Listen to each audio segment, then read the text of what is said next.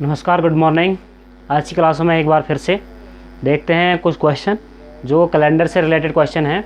तो कल का जो टॉपिक था मेरा कैलेंडर से रिलेटेड था, कुछ क्वेश्चन मैं उसमें करवाता हूँ, उसके आफ्टर जो है नेक्स्ट टॉपिक आएगा। ठीक है, तो आइए क्वेश्चन देखते हैं। एक्स सप्ताह तथा एक्स दिनों में कुल कितने दिन होते हैं कह रहा है। ठीक है, क्वेश्चन तो नॉर्मल है लेकिन ऐसे लिखा हुआ है, एक्स सप्ताह तथा एक्स दिनों में कुल कितने दिन होते हैं। हम ये जानते हैं कि एक सप्ताह में कितने दिन होते हैं, एक सप्ताह में होते हैं 7 दिन। और एक्स सप्ताह की बात कर रहा है तो एक्स सप्ताह का तो 7 गुना क्या कर देंगे, एक्स कर देंगे, तथा एक्स दिनों में कह रहा है प्लस एक्स कर देंगे। ठीक है, तो ये क्या हो जाएगा, 7 और एक्स को मल्टीप्लाई करोगे तो 7x आ जाएगा प्लस एक्स आ जाएगा। 7x ये है और 1x ये है, तो 7 और 1 कितना हो जाएगा, 8x हो जाएगा। कितना हो जाएगा, इक्वल टू 8x आ जाएगा। तो option number B will be correct है। ठीक है, तो ऑप्शन नंबर बी क्या हो जाएगा, सही हो जाएगा। क्वेश्चन को इस तरीके से लिखा हुआ है, देखिए, है ना। तो एक्स सप्ताह में कहता तो एक्स गुणा 7 कर देंगे, प्लस एक्स दिनों में प्लस एक्स को उसे प्लस कर देंगे।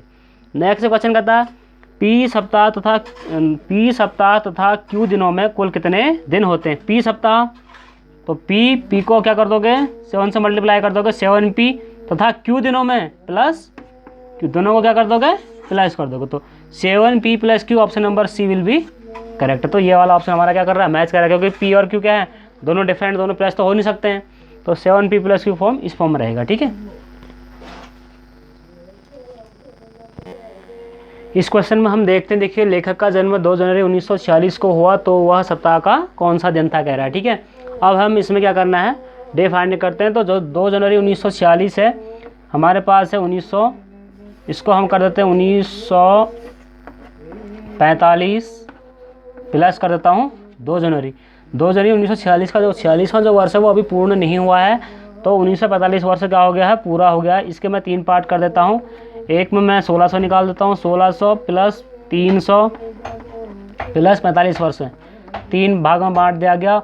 और प्लस क्या है, 2 दिन इसके भी हैं, 2 जनवरी ये आ गया। ठीक है, आप जानते हैं 1600, 16 और 3 19, 1945 ही बन गए, और ये नया साल चल रहा है, 2 जनवरी के 2 दिन हो गए। ठीक, अब 45 वर्ष हैं, 45 वर्षों में अगर 11 से भाग करता हूँ तो मेरे पास 11 लीप ईयर आते हैं। 11 क्या आते हैं, 11 मेरे पास लीप ईयर आते हैं। और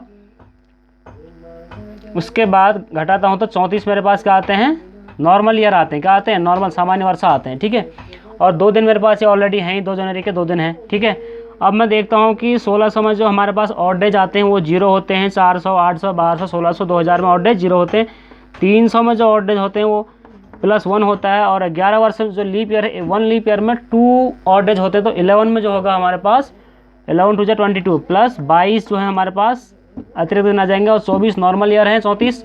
तो 34 एक वर्ष में एक ही, साधारण वर्ष में एक ही ऑड डेज होता था, 34 वर्ष में 34 हो जाएंगे, प्लस 2 जनवरी है, 2 जनवरी का ही महीना भी 2 ही दिन चल रहे हैं, तो 2 आ जाएगा। ठीक है, अब हम क्या करते हैं, 7 से डिवाइड कर देते हैं, इसका तो 1 का 1 ही आ जाएगा। देखो 1 प्लस 7 या 21 डिवाइड किया मैंने, 1 यहाँ आ गया, 1 बच गया, 1 अतिरिक्त दिन। इसको करता हूँ तो 7 से 7 को 28, 6 बच जाता है, और इसमें 2 का तो प्लस 2 ही आ जाता है। तो जोड़ने के आफ्टर 1 और 1 2, 6 2 8 2 10 आ रहा है हमारे पास। कितना आ रहा है, 10 आता है। 10 दिन हो गए टोटल। ठीक है, 10 को मैं 7 से डिवाइड कर देता हूँ तो मेरे पास जो 3 शेष आएगा, क्या आएगा, 3 मेरे पास क्या आते हैं, ऑड डेज आ रहे हैं। क्या आ रहे हैं, 3 ऑड डेज।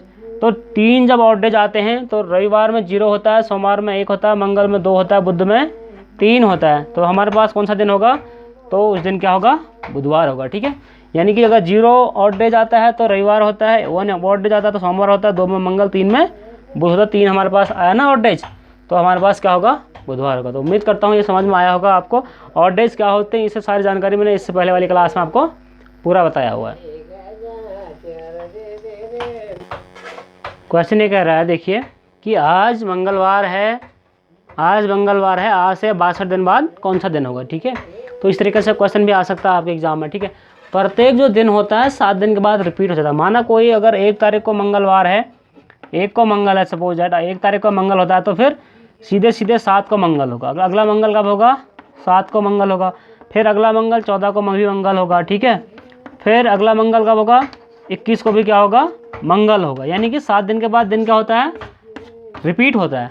आफ्टर 7 डेज क्या होगा, डे क्या होगा, रिपीट हो जाएगा। क्या होगा, रिपीट हो जाएगा। ठीक है, समझ मारा ना। अगर 2 तारीख को मंगल होता है, सपोज दैट 2 तारीख को क्या होता है, मंगल होता है।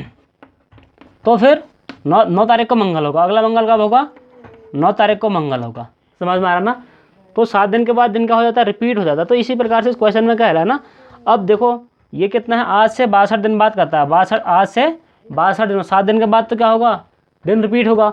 अगर 63 आ जाता है, 63 7 नमा 63 पूरी बार भाग चले जा रहा है इसमें वैसे भी ऑलरेडी। तो 63 दिन बाद क्या होगा, 63 दिन के बाद जो होगा वो क्या होगा, मंगलवार होगा। क्या होगा, 63 दिन में भी क्या होगा, मंगलवार होगा, क्योंकि इसमें डिवाइड चले जा रहा है। तो 62 दिन के बाद कौन सा दिन होगा, 62 के बाद तो सोमवार होगा भाई। क्या होगा, सोमवार होगा। क्या होगा, 62 दिन के बाद सोमवार और इसमें मंगलवार। तो यानी कि सोमवार वाला ऑप्शन क्या होगा, सही होगा। 62 दिन के बाद पूछ रहा है कि हम डायरेक्ट हम 63 में क्या होगा, 63 दिन के बाद क्या होगा, मंगलवार होगा। और 63 के बाद फिर अगर आता है 70 आता तब फिर मंगलवार होता है ना। ठीक है, तो 62 दिन बाद क्या होगा, कौन सा दिन होगा, 62 दिन के बाद जो होगा वो सोमवार होगा। ठीक है, तो उम्मीद करता हूँ ये क्वेश्चन भी आपको समझ में आ गया होगा। ठीक है,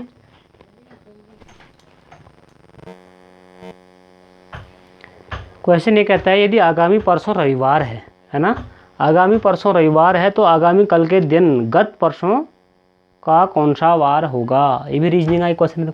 यदि आगामी परसों रविवार है, ठीक है, ये सपोज दैट आज हो गया, आज ये हो गया कल, और ये क्या हो गया, ये हो गया परसों। ठीक है, ये देखो ये कह रहा है यदि आगामी परसों आने वाले परसों यहाँ है, यहाँ पर क्या है, कहता है रविवार है। यहाँ में रविवार लिख देखो, यहाँ पर क्या होगा, रविवार है। जब यहाँ परसों रविवार है तो इसका मतलब कल क्या था तो शनिवार होगा, जाहिर सी बात है। तो इसका मतलब आज क्या होगा, आज क्या होगा, शुक्रवार होगा। फिर क्या होगा, शुक्रवार होगा, नहीं होगा, आप बताइए।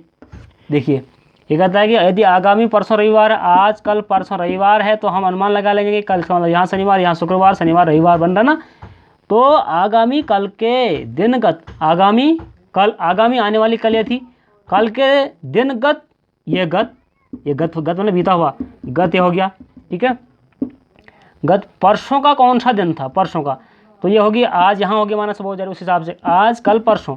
तो इसका मतलब यहाँ क्या हो जाएगा, गत परसों, है ना। तो गत परसों यहाँ आ जाएगी, गत परसों, तो गत परसों यह हो जाएगी ना, इसकी गत परसों यह हो जाएगी। तो यहाँ क्या हो जाएगा, कौन सा दिन हो जाएगा, बृहस्पतिवार, है ना। क्या हो जाएगा, बृहस्पतिवार, शुक्रवार, शनिवार, रविवार। ठीक है, तो इसका मतलब ऑप्शन नंबर बी विल भी करेक्ट है ना। तो इसको समझ के हमें इस तरीके से फ्लो चार्ट बनाना है और उसके माध्यम से हम इसको सॉल्व कर सकते हैं। तो उम्मीद करता हूँ ये क्वेश्चन आपको समझ में आए हैं। तो इसी प्रकार से कैलेंडर से रिलेटेड जितने भी क्वेश्चन हैं आप करेंगे, और कोई भी डाउट और क्वेरीज होती है तो आप मुझे बताएंगे ज़रूर, और इस क्वेश्चन को आप देख लीजिएगा। Thank you, have a nice day.